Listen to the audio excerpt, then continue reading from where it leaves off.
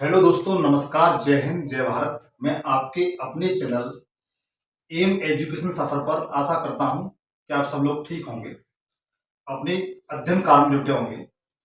दोस्तों, मैं जो आज टॉपिक पढ़ा रहा हूं, मैंने प्रायद्वीप भारत का आज जो टॉपिक है वो आखिरी टॉपिक है। इससे पहले तो प्रायद्वीप भारत के बारे में मैं सब कुछ बता चुका हूं। आज जो टॉपिक पढ़ाने जा रहा हूं वो इसका लगभग अंतिम टॉपिक है। तेलंगाना का पठार या रायलसीमा और इसके बाद शिलांग का पठार। आज मैं आपको इन तीनों के बारे में बताऊंगा।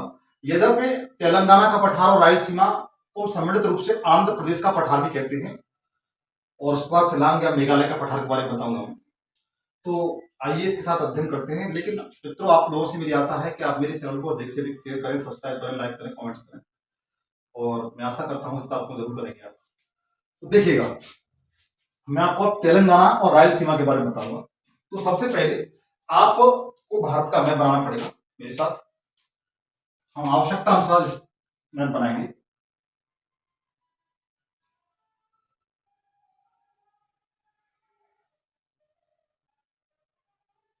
ये प्रायद्वीप भारत का मैप है। इस पे ये आपका केरल राज्य है इस तरीके से। के बाद ये तेलंगाना है, सॉरी, ये कर्नाटक तमिलनाडु है इस तरीके से। इस पे ये आंध्र प्रदेश से आता है इस तरीके से। ये आंध्र प्रदेश है। और इसके बाद यही आपका ये तेलंगाना है। तेलंगाना राज्य पर ही आपका तेलंगाना पठार है। ये आंध्र प्रदेश है।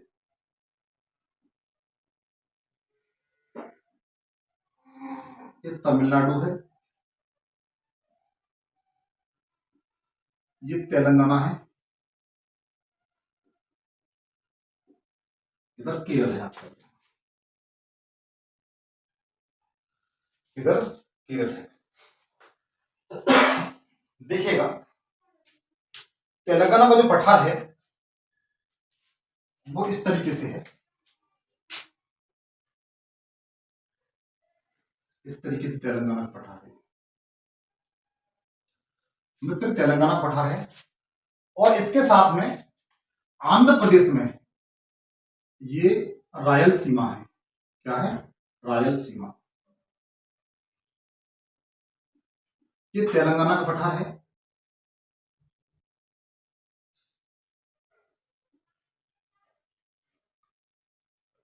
ये तेलंगाना का पठार है। और ये आपकी रायलसीमा है। रायलसीमा इस तरीके से मित्र आपकी रायलसीमा है। तो देखिए मित्र, सबसे जो पहला पॉइंट इसका जो निकलेगा, तो आप इसके विस्तार के बारे में सबसे पहले बताएंगे कि तेलंगाना का जो पठार है वो तेलंगाना राज्य में है। किस राज्य में है? तेलंगाना राज्य में है। और जो रायलसीमा है वो केवल आंध्र प्रदेश में है। किसमें है? आंध्र प्रदेश में है। तो आप इसके विस्तार के बारे में बता सकते हैं। आप इसके विस्तार के बारे में बता सकते हैं। विस्तार बता सकते हैं। दोनों को एक साथ लेके चलेंगे, राजस्थान, तेलंगाना पठार को और रायलसीमा को। इसके विस्तार के बारे में बता सकते हैं। तेलंगाना पठार तेलंगाना राज्य में है। राज्य में है, पहला पॉइंट हो गया। तथा रायलसीमा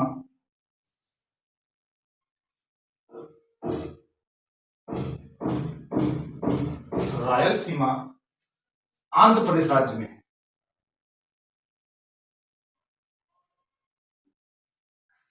आंध्र प्रदेश राज्य में।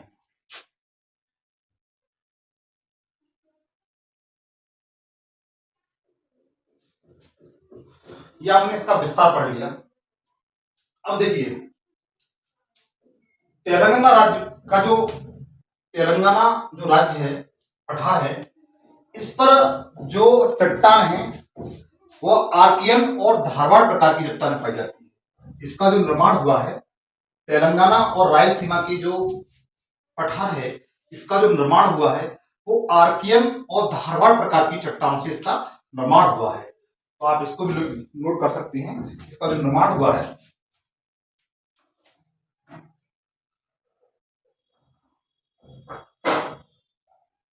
तेलंगाना पठार और रायलसीमा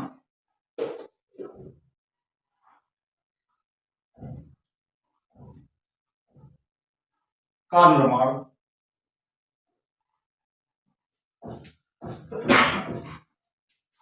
आर्कियन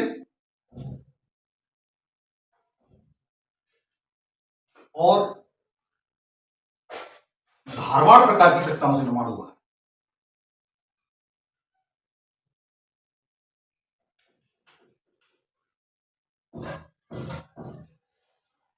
से निर्मित है।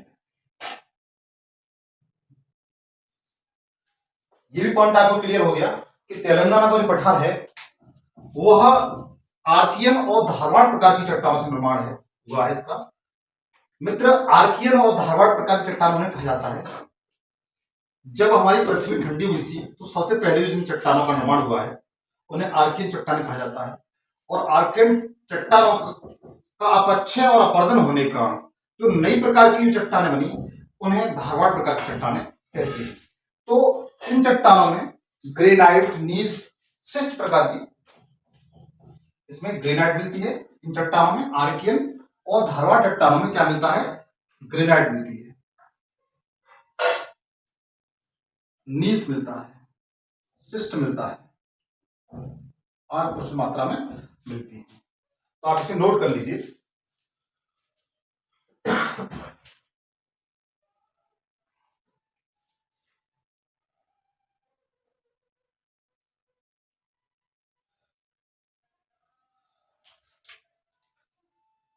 आप इसे नोट कर लीजिए मित्र।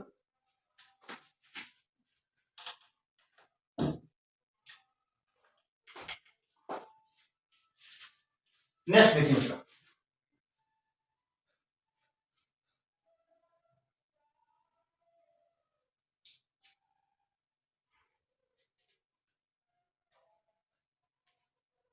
नेक्स्ट देखिए, ये जो पठार है सॉरी तेलंगाना का पठार है, इस पर पश्चिम की तरफ एक काली मिट्टी पाई जाती है इस तरीके से, क्योंकि इसका पश्चिम भाग इसी तरीके से रायलसीमा की जो पश्चिमी भाग है उस पर काली मिट्टी पाई जाती है। क्या पाई जाती है? काली मिट्टी पाई जाती है।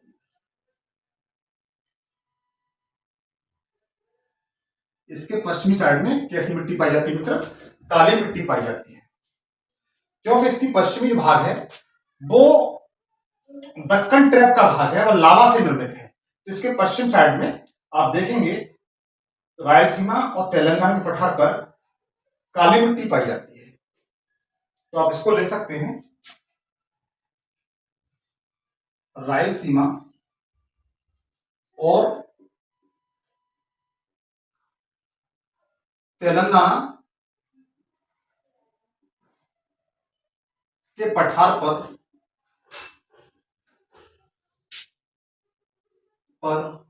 पश्चिम दिशा में काली मिट्टी पाई जाती है, मिट्टी पाई जाती है।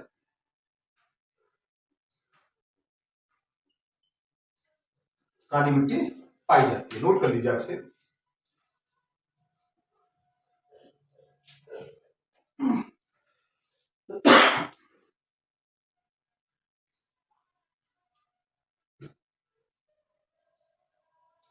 देखिए रायलसीमा पर रायलसीमा है वो 4 जिलों में पर फैली हुई है।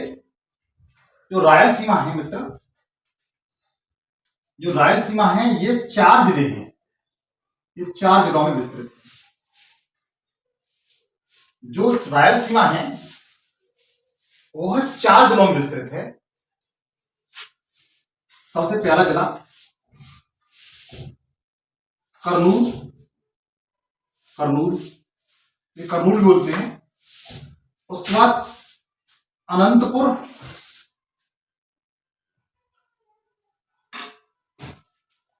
चित्तूर,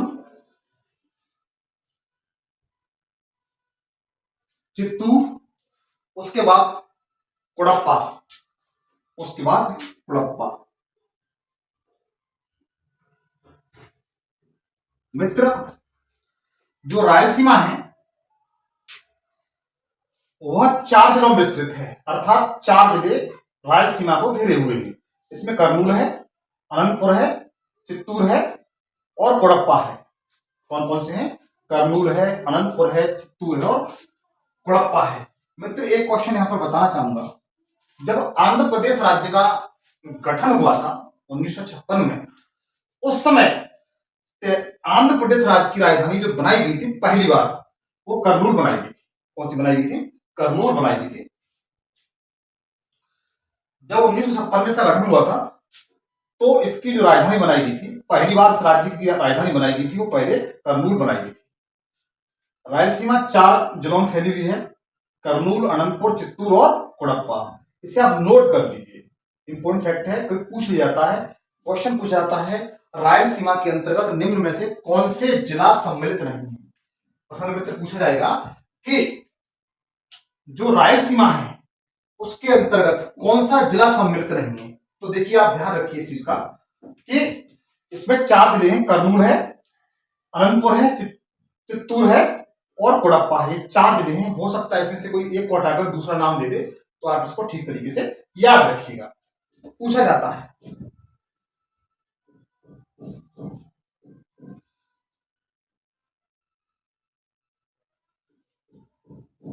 इस पर देखिए,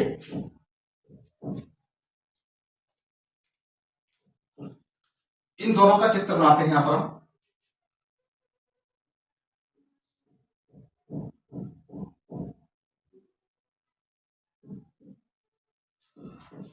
मान के चलिए ये तेलंगाना का पठार और रायलसीमा है, तेलंगाना का पठार और रायलसीमा सीमा है। मित्र देखिए, यहां से एक नदी निकली है महाराष्ट्र से, त्र्यंबकेश्वर से, इस तरीके से बहती हुई आपके तेलंगाना के पठार से होकर के जाती है, आगे जाकर के बंगाली खाड़ी में गिर जाती है। यह नदी आपकी गोदावरी नदी है। कौन सी नदी है मित्र? गोदावरी नदी,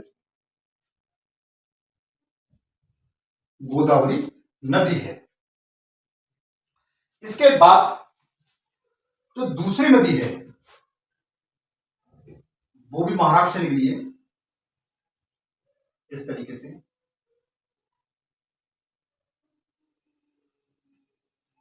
और बंगाली खाड़ी में जाकर गिर जाती है। क्या है? ये नदी है कृष्णा नदी। कौन सी नदी है मित्र? कृष्णा नदी है। इस तरीके से तेलंगाना के पठार पर जो 2 नदियां हैं वो गोदावरी और कृष्णा है। ये नदी जो निकली है महाबलेश्वर से निकली हुई है, महाबलेश्वर से निकली हुई है।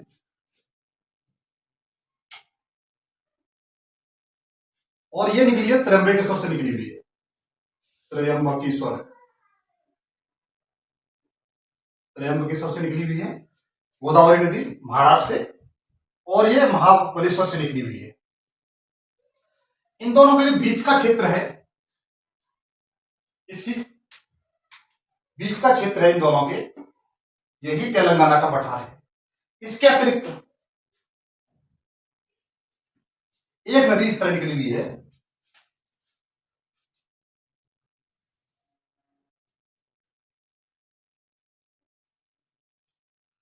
मित्र, यह पेन्नेरु नदी है, पेन्नेरु नदी,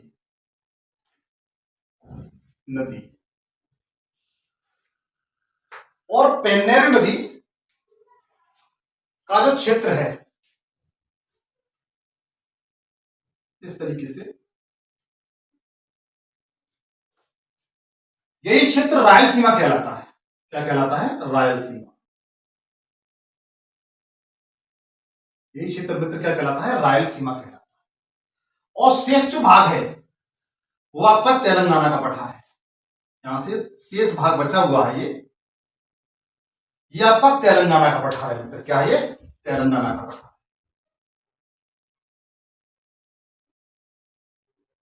का पठार है मित्र, समझते जाइए। पेन्नेर नदी जो रायलसीमा है उसके बीच में होकर निकली है। रायलसीमा 4 जिलों में विस्तृत है, कर्नूल, अनंतपुर, चित्तूर और कुड़प्पा। हमेशा याद रखिए, इससे इसके बीच में होकर के पेन्नेर नदी निकली हुई है, और उसका क्षेत्र वाला जो भाग है इसे रायलसीमा कहते हैं। देखिए तेलंगाना का पठार है मित्र। इस क्षेत्र पर भूमिगत जल की समस्या बहुत रहती है, और गोदावरी नदी और कृष्णा नदी में ऐसी नदियां हैं ये, इन्होंने अपने गार्ज को इतना गहरा कर लिया है कि इनके पानी को यहां पर प्रयोग में लाना बहुत दुर्लभ बात होती है। अर्थात यहां से निकलने वाला सारा जो पानी है, जल है, वह बंगाली खाड़ी में जाकर के वेस्ट हो जाता है।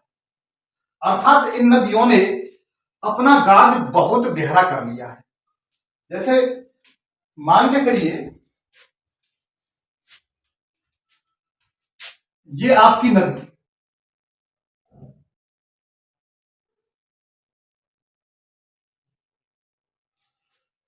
ये धरातल है, यहां पर आप खड़े हुए हैं मान के चलिए, और नदी इसमें होकर के बह रही है।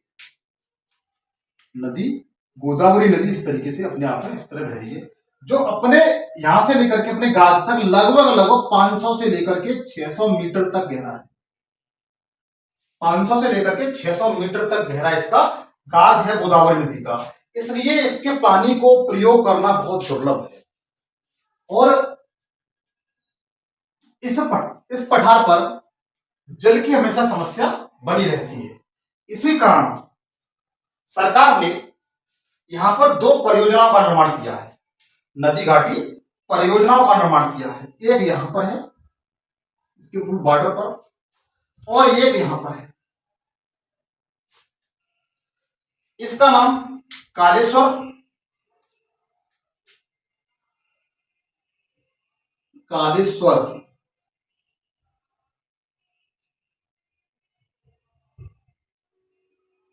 सिंचाई परियोजना है।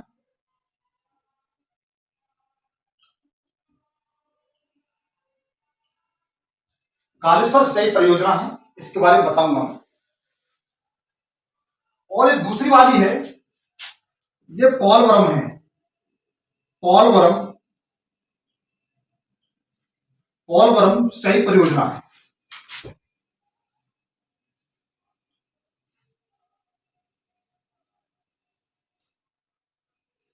वो मित्र दोनों तेलंगाना राज्य में है। किस राज्य में है? तेलंगाना राज्य में है।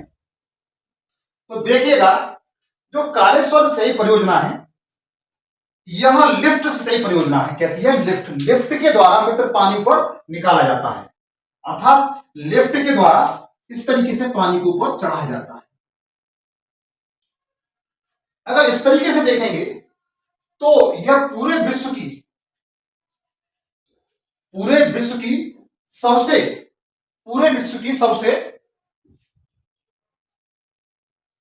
बड़ी परियोजना है। कैसी है? बड़ी परियोजना है। जो कालेश्वर परियोजना है, यह लिफ्ट सिंचाई इरिगेशन है। ये विश्व की सबसे बड़ी सिंचाई परियोजना है। कालेश्वर सिंचाई परियोजना विश्व की सबसे बड़ी लिफ्ट सिंचाई परियोजना है। तो आप सिर्फ देख सकते हैं, एक थोड़ा सा लिख देता हूं मैं, विश्व की सबसे बड़ी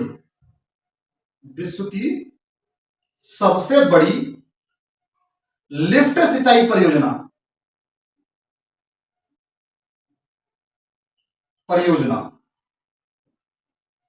मित्र। पहले क्वेश्चन पूछा जाता है कि कालेश्वर सिंचाई परियोजना किस राज्य में है। पहला क्वेश्चन तो आपका यही हो गया। पोलवरम सिंचाई परियोजना किस राज्य में है? तो दोनों आपकी तेलंगाना राज्य में है।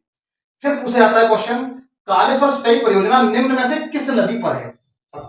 पूछा जाता है कि किस नदी पर है, तो आप बता सकते हैं गोदावरी नदी पर है। कौन सी नदी पर है? गोदावरी नदी पर है। किस राज्य में है? तेलंगाना राज्य में है।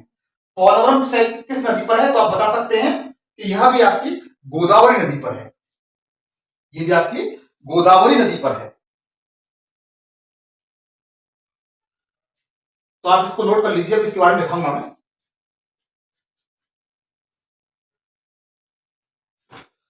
आप इसका स्क्रीनशॉट ले लीजिए। देखिए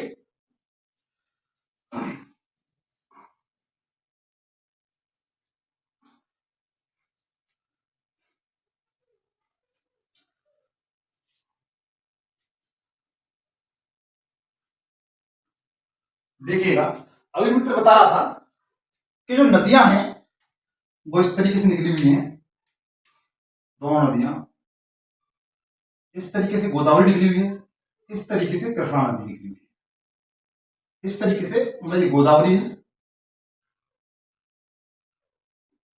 गोदावरी और ये कृष्णा नदी, इस तरीके से दोनों पठार पर होकर के बहती हैं। तो आप लिख सकते हैं इसके बारे में।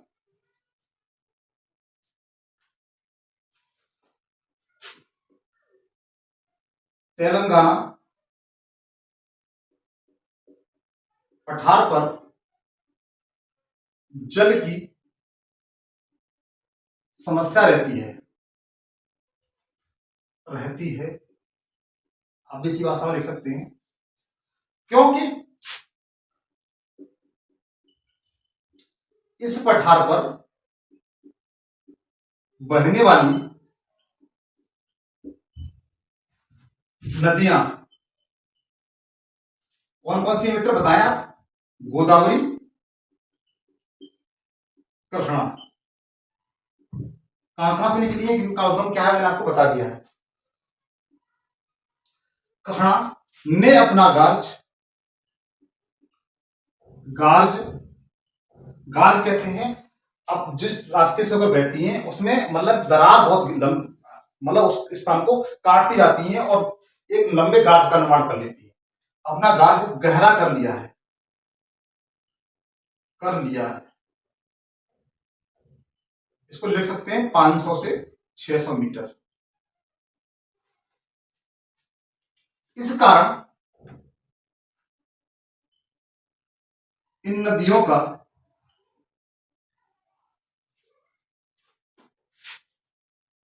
जल सिंचाई के लिए प्रयोग नहीं किया जा सकता, जल प्रयोग में लाना दुर्लभ है,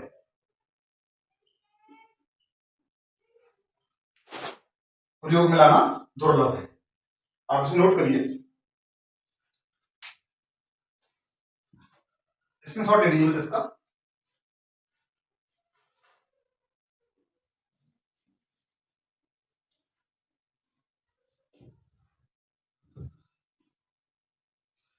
इसके बाद देखिए, सरकार ने गोदावरी नदी पर तेलंगाना राज्य में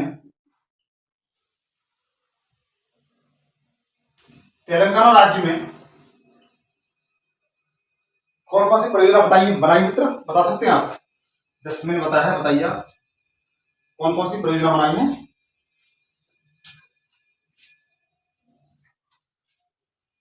कालेश्वर सिंचाई परियोजना, दूसरी है पोरब्रह्म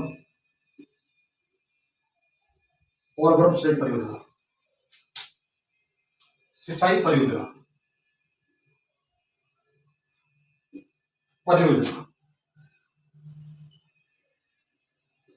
मित्र। जो कालेश्वर सिंचाई परियोजना है, आप अलग से ले सकते हैं। कालेश्वर सिंचाई परियोजना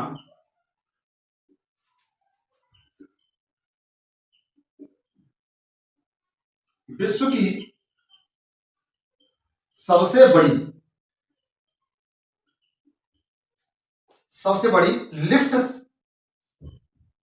लिफ्ट सिंचाई परियोजना है, विश्व की सबसे बड़ी लिफ्ट से परियोजना है। ये तो आप बता ही सकते हैं कि किस नदी पर और किस राज्य में है। इसमें यह जोड़ लीजिए कि विश्व की सबसे बड़ी लिफ्ट से परियोजना है। आप इसे नोट कर लीजिए, इंपॉर्टेंट फैक्ट है ये।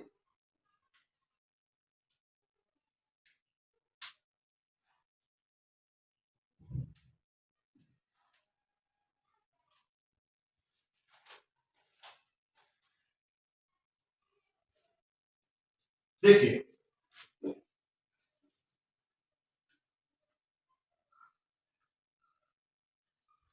आगे देखिए अब,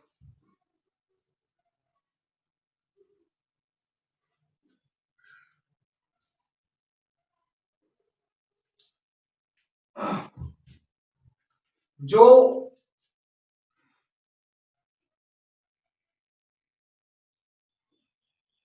तेलंगाना का पठार है, तेलंगाना का पठार है, का पठार आर्कियन और धारवाड़ चट्टानों से निर्मित है। चट्टानों से निर्मित है।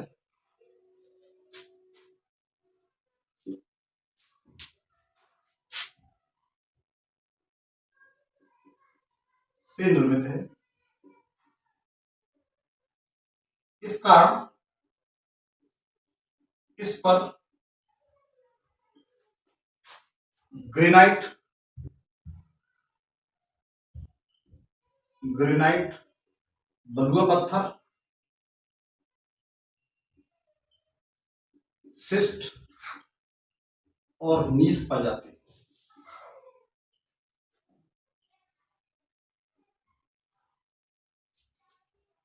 यहां से कोयला,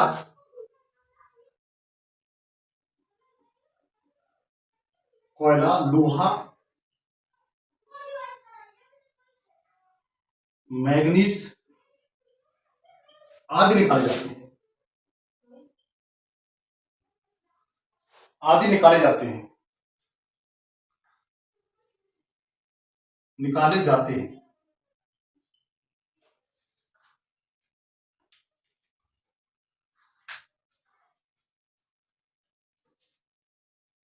इसको नोट कर लीजिए मित्र।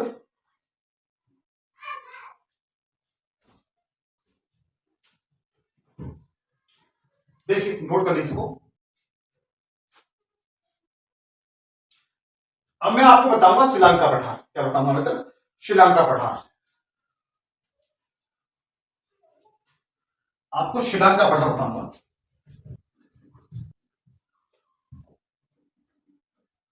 श्रीलंका पठार अगला टॉपिक है आपका, श्रीलंका पठार।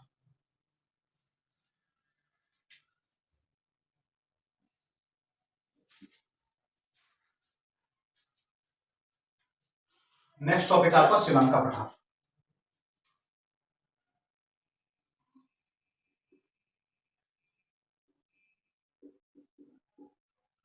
देखिए, आप मेरे साथ इस तरह में बनाएंगे। आप मेरे साथ इस तरह भारत का मैप बनाएंगे।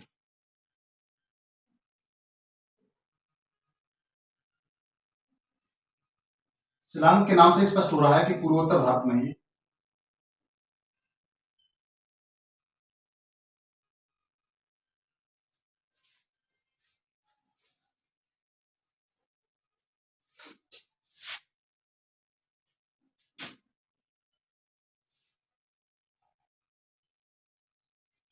यह आपका पूर्वोत्तर भारत है।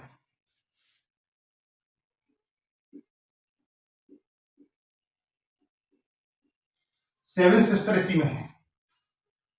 तो देखिएगा, आप एटलस में जब देखेंगे तो जो मेघालय राज्य है वो आपको यहां दिखाई देगा।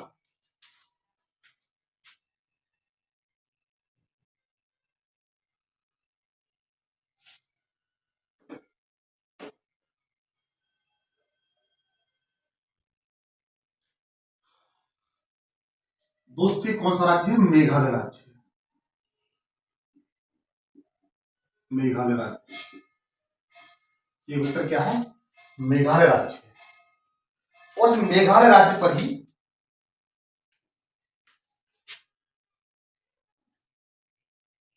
ये आपका शिलांग पठार है। कौन सा पठार है? शिलांग पठार।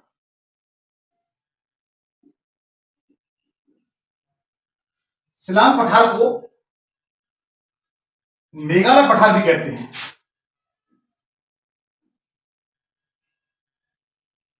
क्या कहते हैं मित्र? शिलांग पठार को मेघालय पठार भी कहते हैं। क्या कहते हैं? शिलांग पठार को मेघालय पठार भी कहते हैं। और मित्र ये जो शिलांग पठार है यह प्रायद्वीपीय भारत का ही हिस्सा है। ये क्या है मित्र? प्रायद्वीपीय भारत का ही भाग है। फिर समझिए, एक बार मित्र मुझे शायद कुछ याद है कि एक यूपीएससी के एग्जाम में ये एक स्टेटमेंट दिया गया था और ट्रू एंड फॉल्स से पूछा भी गया था कि जो शिलांग पठार है या मेघालय का पठार है वह प्रायद्वीपीय भारत का भाग है। इस तरीके से स्टेटमेंट दिया था। यह सही है गलत है? इस तरीके से स्टेटमेंट था कि जो शिलांग का पठार है या मेघालय का पठार है वह प्रायद्वीपीय भारत का भाग है। ये ट्रू है या फॉल्स है, सही है गलत है? इस तरीके से क्वेश्चन था यूपीएससी के एग्जाम में। तो पूछा जाता है ये किसका भाग है? तो प्रायद्वीपीय भारत का भाग है। मित्र आपके लिए इतनी शिद्दत से मेहनत कर रहा हूं मैं, प्लीज आपसे लोगों से गुजारिश है मेरी कि आप मेरे चैनल को अधिक से अधिक शेयर करें, सब्सक्राइब करें, लाइक करें, कमेंट्स करें। मेरा पसीना बहुत तीखा बह रहा है, इतनी गर्मी में भी आपके लिए इतना मैं हार्ड वर्क कर रहा हूं। आप लोगों का प्लीज इतना कर्तव्य है कि आप मेरे चैनल को अधिक से अधिक शेयर करें, सब्सक्राइब करें, लाइक करें, कमेंट्स करें। तो देखिएगा, पहला पॉइंट आप ये लिख सकते हैं, यह प्रायद्वीपीय भारत का भाग है। किसका मित्र? शिलांग पठार यह प्रायद्वीपीय भारत का भाग है।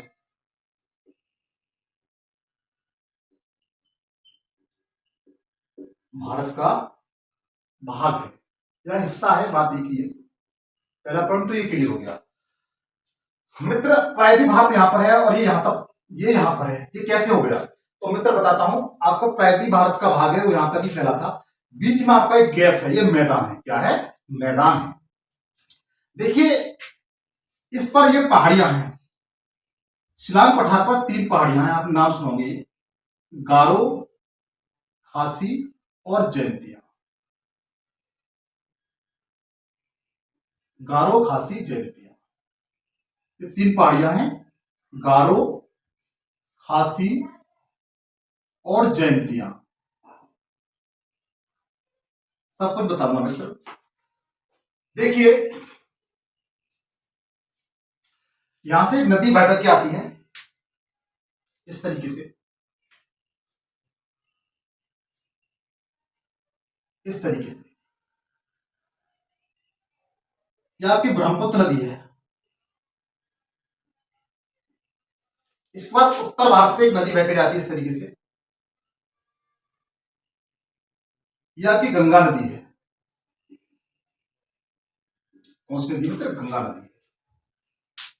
इन नदियों ने प्रायद्वीपीय भारत को, जो प्रायद्वीपीय भारत यहां तक फैला हुआ था, उसको काट करके क्या किया मित्र? काट करके इस मैदान को जलोढ़ मैदान बना दिया। कैसा मैदान बना दिया मित्र? जलोढ़ मैदान बना दिया। अर्थात ये यहां से लेकर के यहां तक ये क्या हो गया मित्र? गैप हो गया। यहां से लेकर के यहां पर मित्र एक पहाड़ियां हैं इस तरीके से, यहां पर एक पहाड़ियां हैं।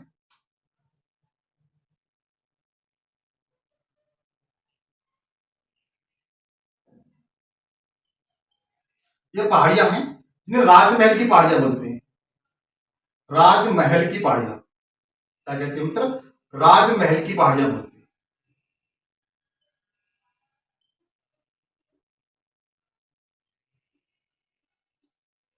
राजमहल की पहाड़ियां बोलते हैं।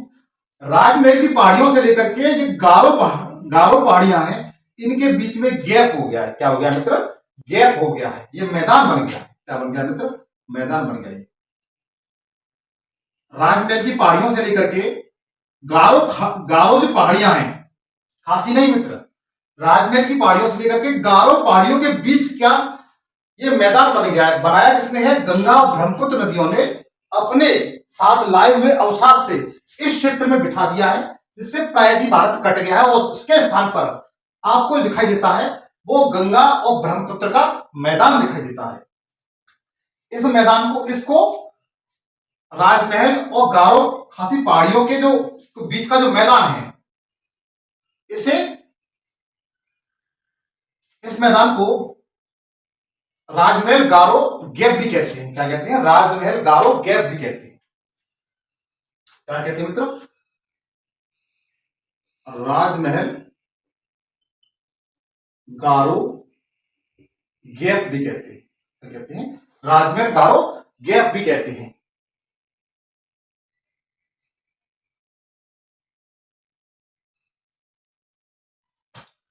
और इसके बाद इसको अन्य नाम से भी जाना जाता है। इन दोनों के जो बीच का जो क्षेत्र है, बीच का जो मैदान है, इसे राजमहल गारो गैप भी कहते हैं। इसके साथ इस गैप को मालदा गैप भी कहते हैं। कौन सा गैप कहते हैं मित्र? मालदा गैप। मालदा गैप भी कहते हैं। अच्छा क्वेश्चन पूछा जाता है, मालदा गैप किन दो नदियों द्वारा बनाया गया है? तो आप बता सकते हैं ब्रह्मपुत्र और गंगा नदियों द्वारा। ब्रह्मपुत्र और गंगा नदियों द्वारा मालदा गैप बनाया गया है। तो आप इसको नोट कर लीजिए, बताता हूं, मैं आपको लिखाता हूं।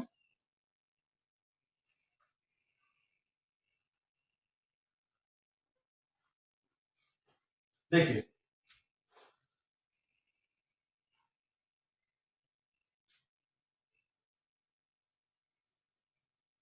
ये तो आप समझ गए कि गारो और राजमहल की पहाड़ियों के बीच का जो मैदान है, इसे राजमहल और गारो गैप भी कहते हैं। इसमें का जो निर्माण हुआ है वह गंगा ब्रह्मपुत्र नदियों के द्वारा हुआ है। इसे मालदा गैप भी कहते हैं। क्या कहते हैं? मालदा गैप भी कहते हैं। मालदा गैप।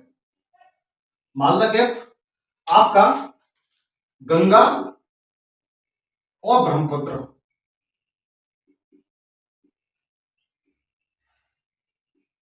पुत्र नदियों द्वारा बनाया गया मैदान है। मैदान है, नोट कर लीजिए मित्र इसको।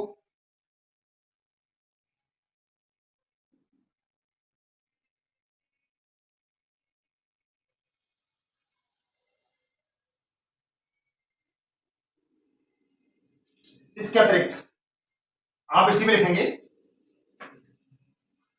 मालदा गैप द्वारा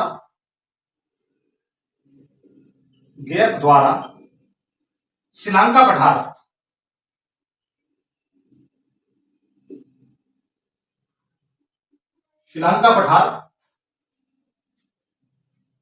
प्रायद्वीप भारत से अलग होता है।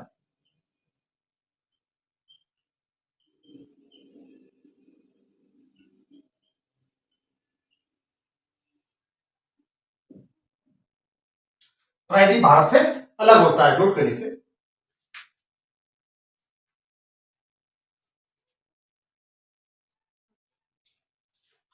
आगे देखिए,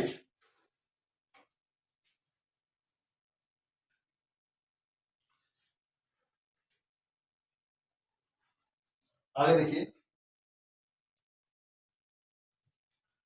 मित्र, आपका प्रायद्वीप भारत का विस्तार यहीं तक नहीं है, यहीं तक ही नहीं है। आपने असम राज्य में दो पहाड़ियां हैं। असम राज्य में दो पहाड़ियां हैं, जैसे ये मालदा गैप है, ये श्रीलंका पठार है, और इसके ऊपर आपने देखा होगा ये असम राज्य है, ये वाला। तो इसका विस्तार, प्रायद्वीप भारत का विस्तार असम राज्य में भी है। यहां पर आपको दो पहाड़ियां मिलेगी, एक तो रेगमा की पहाड़ियां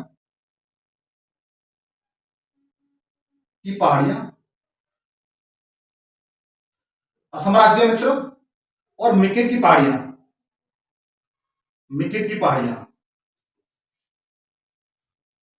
मित्र। रेगमा की पहाड़ियां और मिकिर की पहाड़ियां जो असम राज्य में, कहा मित्र? असम राज्य में है। ये दोनों प्रायद्वीपीय भारत का भाग है। किसका भाग है? प्रायद्वीपीय भारत का भाग है। मिकिर की पहाड़ियां और रेगमा की पहाड़ियां हैं, ये दोनों भी श्रीलंका के पठार के साथ साथ प्रायद्वीपीय भारत का भाग है। क्वेश्चन पूछा जाता है, अगर पूर्वांचल की पहाड़ियां दे देगा, पूर्वांचल की पहाड़ियां देने के साथ आप उसे क्वेश्चन पूछेगा कि निम्न में से कौन हिमालय का भाग नहीं है, तो आपको याद रखना कि मिकिर और रेगमा की जो पहाड़ियां जो असम राज्य में है, मिकिर और जो रेगमा की पहाड़ियां असम राज्य में हैं, यह हिमालय का भाग नहीं है, ये प्रायद्वीपीय भारत का भाग है। किसका भाग है? प्रायद्वीपीय भारत का भाग है मित्र। इसलिए मैं 2 से 3 बार बोल रहा हूं कि यहां से क्वेश्चन बनता है और लोग कंफ्यूजन हो जाते हैं और यहां से लोग क्वेश्चन गलत कर देते हैं। इसलिए आपको याद रखना है मिकिर और रेगमा की पहाड़ियां हैं वह हिमालय का भाग नहीं है, प्रायद्वीप भारत का भाग है। किसका? प्रायद्वीप भारत का भाग है। तो आप लिखिएगा, बताता हूं।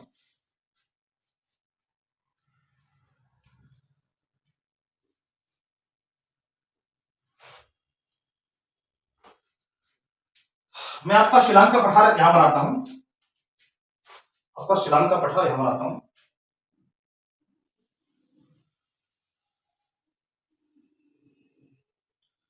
यह आपका शिलांग का पठार है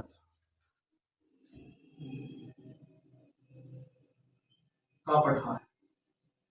इस पर मैंने आपको बताया था मित्र, ध्यान से देखिए, ये गारो पहाड़ी बताई थी, इसके बाद ये खासी है और ये जयंतिया है। गारो, खासी, जयंतिया।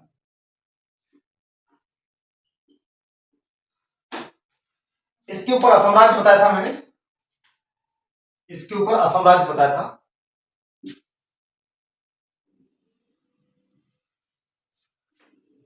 इसके ऊपर असम राज्य है। यहां पर दो पहाड़ियां हैं जो प्रायद्वीप भारत का भाग है। मिकिर की पहाड़ियां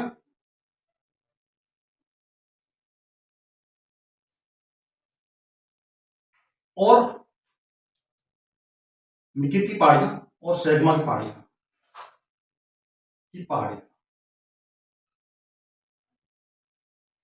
मिकिर की पहाड़ियां और रेगमा बोलते हैं, सेगमा रेगमा की पहाड़ियां, रेगमा की पहाड़ियां, रेगमा की पहाड़ियां, ये प्रायद्वीप भारत का भाग है। इसके बाद मित्र देखिए, अगर इनका क्रम पूछा जाता है तो सबसे पूर्व में जयंतिया पहाड़ियां, फिर खासी है और फिर गारो है। पश्चिम से पूर्व पूछा जाता है तो गारो, खासी, जयंतिया, इस तरह आप बता सकते हैं। मित्र, शिलांग के पठार की सबसे ऊंची पहाड़ी है वह खासी पहाड़ी है, ये सबसे ऊंची है, सबसे ऊंची पहाड़ी। शिलांग के पठार की सबसे ऊंची पहाड़ी कौन सी है मित्र? तो खासी पहाड़ियां हैं। कौन सी पहाड़ियां हैं? खासी पहाड़ियां हैं। याद रखिए, ये जो खासी पहाड़ियां हैं वो शिलांग के पठार की सबसे ऊंची पहाड़ियां हैं। कैसी हैं? ऊंची पहाड़ियां हैं।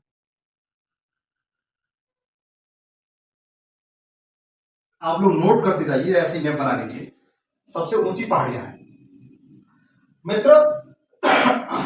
यहीं पर जो मेघालय राज्य है उसकी राजधानी शिलांग स्थित है। क्या है? शिलांग स्थित है।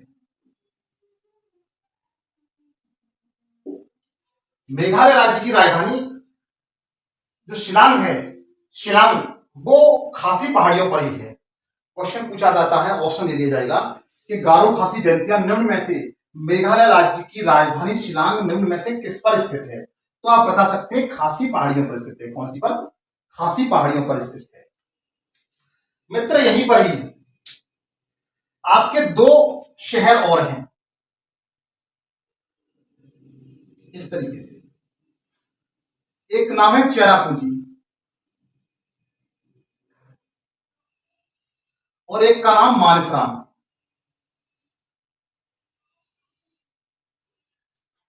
एक का नाम है चेरापूंजी और एक का नाम मानसराम। ये दोनों शहर खासी पहाड़ियों पर स्थित हैं। ये दोनों शहर खासी पहाड़ियों पर स्थित है मित्र। बहुत पूछे जाते हैं। अगर पूछा जाता है कि विश्व में सबसे अधिक वर्षा कहां पर होती है तो इन्हीं दोनों स्थान पर होती है, इन्हीं दोनों स्थान पर होती है। अगर क्वेश्चन पूछा जाता है कि विश्व में सर्वाधिक वर्षा कहां पर होती है तो चेरापूंजी में होती है। कहां पर होती है? चेरापूंजी में होती है। लेकिन अगर क्वेश्चन पूछा जाता है कि मित्र सर्वाधिक वर्षा किस जगह पर होती है कि औसत के अनुसार, तो मानसराम में होती है। जैसे चेरापूंजी वर्षा आपकी एक बार हुई वो सर्वाधिक हो गई, लेकिन लगातार जो कंटिन्यूस वर्षा देखी जाएगी जैसे लगातार, तो वो सर्वाधिक एवरेज निकल के आएगा, वो मानसराम निकल के आएगा। क्या आएगा? मानसराम निकल के आएगा। हालांकि चेरापूंजी में एक बार सर्वाधिक वर्षा होकर फ्री हो जाती है एक बार में, लेकिन जो एक औसत निकाला जाता है औसत के अनुसार अगर देखा जाए तो सर्वाधिक वर्षा जो होती है वो मानसराम में होती है। मैं दिखाऊंगा इसमें भी मित्र। इसके बाद मित्र देखिए, यहां पर एक स्थान है नौक्रेक, खासी पहाड़ियों पर। खासी पहाड़ियों पर एक स्थान है नौक्रेक। नौक्रेक नाम सुना होगा आपने। यह नौक्रेक बायोस्फीयर रिजर्व है। क्या है मित्र? Biosphere reserve. Biosphere reserve. वर्षा अधिक होती है मित्र, तो यहां पर क्या है, खासी पहाड़ियों पर बायोस्फीयर रिजर्व है, जिसका नाम क्या है, नौक्रेक। मित्र पूछा जाता है नौक्रेक बायो रिजर्व स्फीयर किस राज्य में है, तो आप बता सकते हैं मेघालय राज्य में। और डीपली क्वेश्चन पूछा जाएगा तो पूछा जाएगा किस चोटी पर है। गारो, खासी, जयंतियां, तीन आपके ऑप्शन होंगे, चौथा और कोई दिया जाएगा तो आप बता सकते हैं ये गारो पहाड़ियों पर है। किस पर? गारो पहाड़ियों पर है। देखिएगा, मैं इन सबको अभी नोट कराता हूं, लिखाता हूं।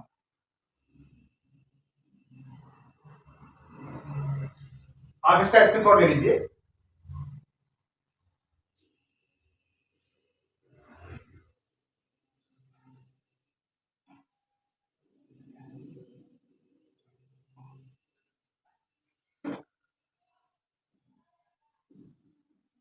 देखिएगा, सबसे पहला आपका शिलांग का पठार चल रहा है, या मेघालय का पठार।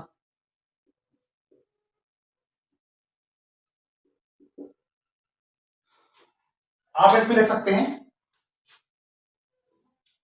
इसे शिलांग का पठार भी कहते हैं,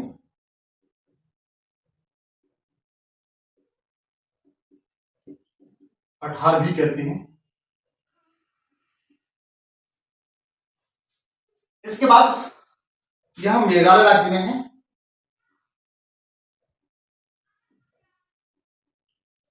राज्य में है, ये पॉइंट आपका हो गया।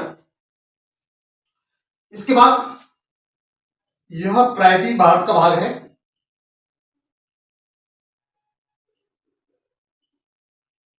भारत का भाग है जो मालदा गैप द्वारा, मित्र बता चुका हूं, गैप द्वारा अलग होता है। मालदा गैप द्वारा अलग होता है प्रायद्वीप भारत से। ठीक। इसके बाद देखिए,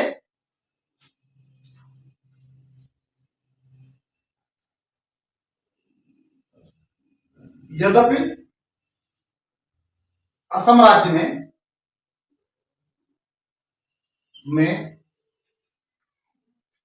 मिकिर मिकिर और रेगमा रेगमा की पहाड़ियां, मिकिर और रेगमा की पहाड़ियां प्रायद्वीपीय भारत का भाग है।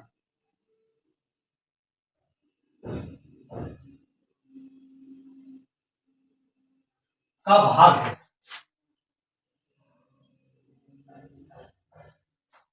प्रायद्वीपीय भारत का भाग है। इसके बाद लिखिए, शिलांग के पठार पर गारो, खासी, जयंतियां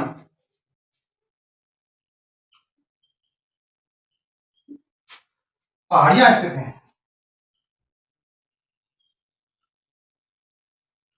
स्थित हैं। आपसे नोट कर लीजिए, स्क्रीनशॉट ले लीजिए, अभी आगे और लिखाऊंगा मैं।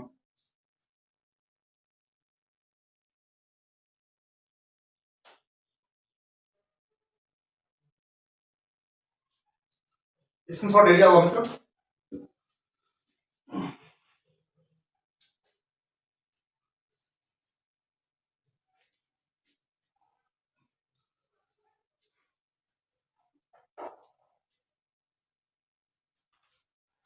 देखिए,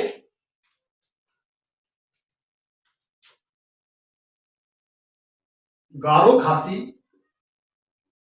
जयंतियां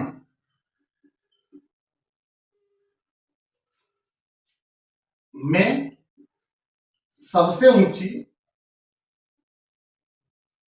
खासी पहाड़ियां हैं। खासी पहाड़ियां हैं जिस पर जिस पर मेघालय की राजधानी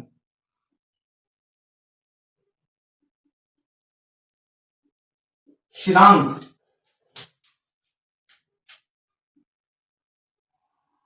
शिलांग स्थित है। शिलांग स्थित है। तो मित्र बता चुका हूं, समझा चुका हूं, आप अपनी भाषा में लिख सकते हैं। शिलांग स्थित है।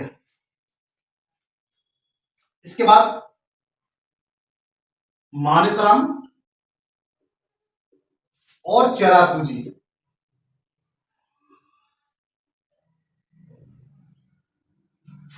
सर्वाधिक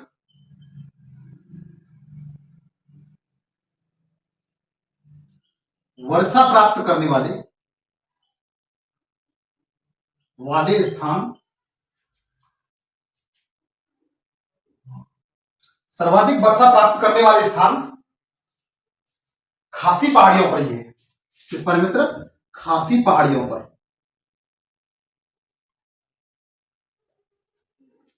मित्र यहां पर सर्वाधिक वर्षा क्यों होती है वो बताता हूं। यहां पर सर्वाधिक वर्षा क्यों होती है वो बताता हूं मित्र आपको। देखिए,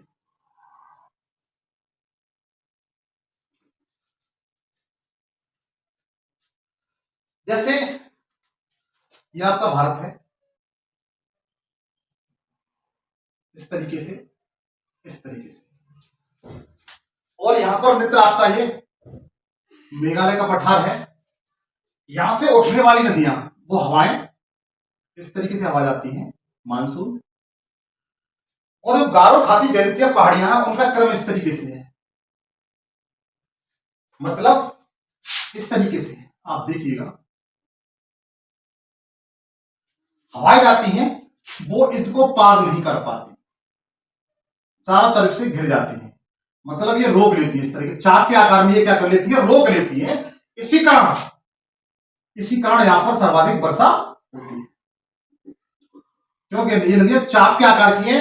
बंगाल की खाड़ी से जाने वाली हवाओं को इस तरीके से रोक लेती है, और रोकने के कारण यहां पर सर्वाधिक वर्षा होती है। सर्वाधिक वर्षा होती है। मित्र चेरापूंजी में एक एक बार काफी तेज बारिश होगी, रिकॉर्ड होगी, वर्ल्ड रिकॉर्ड होगी ऑल वर्ल्ड में। तो ऐसी कंडीशन में वो चेरापूंजी में होती है। कैसी होती है? चेरापूंजी में होती है। लेकिन कई बार में वर्षा हुई और लगातार कई बार में वर्षा हुई, उसका जो औसत निकाला जाएगा वो मानेसराम में निकलता है। किस निकलता है? मानेसराम निकलता है। तो आप इसे अपनी भाषा में नोट कर लीजिए। इसके बाद अगला पॉइंट है इसी में, नॉकरेक बायोस्फीयर रिजर्व खासी पहाड़ियों पर है। किस पर है मित्र? खासी पहाड़ियों पर है, सॉरी गारो पहाड़ियों पर है। किस पर है? गारो पहाड़ियों पर है। वर्षा अधिक होती है, इसी कारण यहां पर वनस्पति बहुत अच्छी पाई जाती है। और इस क्षेत्र को सरकार ने बायोस्फीयर घोषित कर दिया है। क्या कर दिया है? बायोस्फीयर घोषित कर दिया है।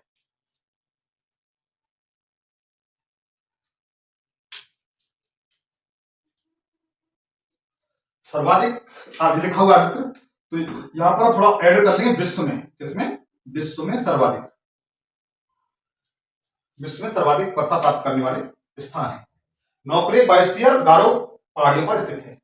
ये बहुत पूछा जाता है। नौकरी मेघालय राज्य में। किसमें? मेघालय राज्य में। इसके अतिरिक्त आप इसका स्क्रीनशॉट ले लीजिए, बस खत्म हो गया।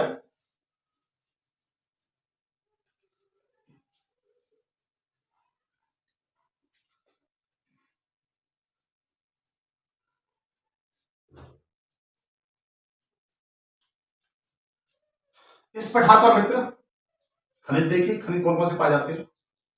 यहां से कोयला निकाला जाता है, कोयला मिलता है, निकाला नहीं जाता, कोयला, चूना पत्थर,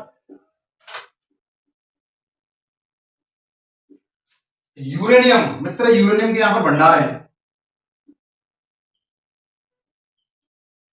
मित्र, यहां पर ये पाए जाते हैं, लेकिन इनका उत्खनन नहीं होता है, क्योंकि यहां पर काफी अधिक मात्रा में वनस्पति पाई जाती है, वर्षा अधिक होती है, वनस्पति पाई जाती है।